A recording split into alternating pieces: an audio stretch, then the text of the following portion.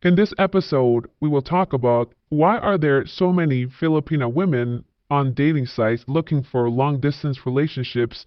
Aside from the obvious reasons that we all know, let's see what some other people think are the reasons for these women to be looking for LDRs on international dating sites.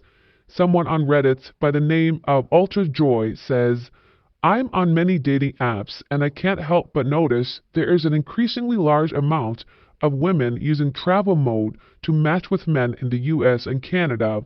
It's become such a problem, and in the last 100 Tinder profiles, Tinder recommended me 29 that were women from the Philippines. Usually it's not on their profile or the miles away stat gives it away. I'm not using travel mode and I'm only looking to match the locals, so it's very annoying. Anyone know what's with this epidemic? Are there no men in the Philippines? This person clearly has never traveled to the Philippines. He must have not seen any YouTube videos regarding the type of women that are there, vultures. Eclair Ballad responds and says, here are my three theories. 1. They want to eventually move to the US and Canada and want to meet a man to do so, believing it be an easier way. This one is the lowest likeliness. 2. Scammer, looking to match with someone who will be stupid enough to send the money through one method or another. This is highly likely. 3. Tinder-generated account. It's possible, but why have the location being far, making this one less likely for this case? Definitely, number 2 is the obvious reason. These women online just want money. Simple. Men abroad in the US, Canada, UK, Australia, New Zealand, anywhere in Europe don't mind sending a few dollars to see a young attractive woman.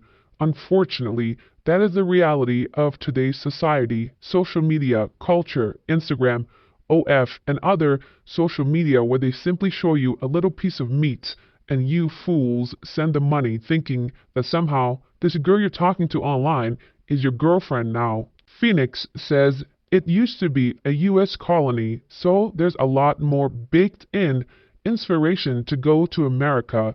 At a cultural level, they are also comparatively very poor to the rest of East Asia as well. Lastly, Americans tend to have the opposite aesthetic preference for Asians than what is preferred in Asia. In Asia, light skin is better.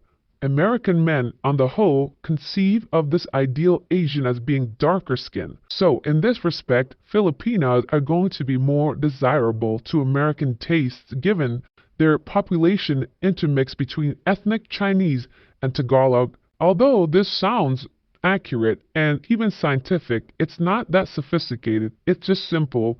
Women in the Philippines want money. Men just want to easy women.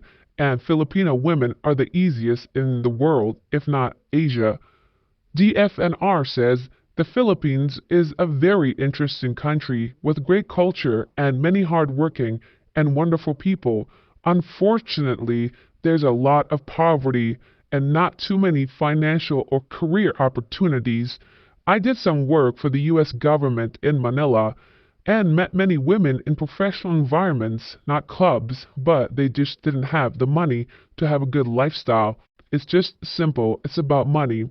Azu Brother says, there's a bunch of factors. To add to the list connected by the ones above, the Philippines is one of not so many countries where young women are prevalent over the young men, and it is considered a success if a daughter marries a foreigner. In the Philippines, a woman is presumed to be head of the home, economy, responsible not only for sexual pleasures, but also for cooking, buying groceries, maintaining the house, and children, of course. Can't imagine being child-free in the ultra-religious society of the Philippines, and divorces are impossible even if they're done abroad. As an immigrant myself, I know. Immigrants eyeing the U.S. just look for a green card and will do anything to get it. It's simple. These are many people's opinions, and some of them make a very good point. However, the fact that Filipino people, which includes the women, spend the most time on social media and on their phones than any other country in the world tells you what they prioritize.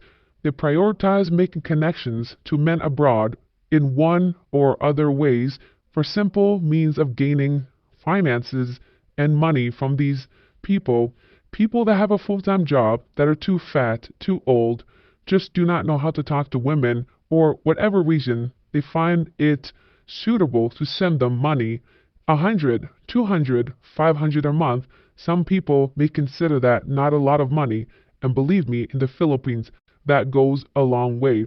One thing I want to clarify or really highlight is that these types of behavior is not a bad thing if the person was actually someone who valued you, cared about you, was your life partner, someone that you want to see grow, be prosperous, to have something of their own. Sure, it's all transactional. Every man pays a price to some degree.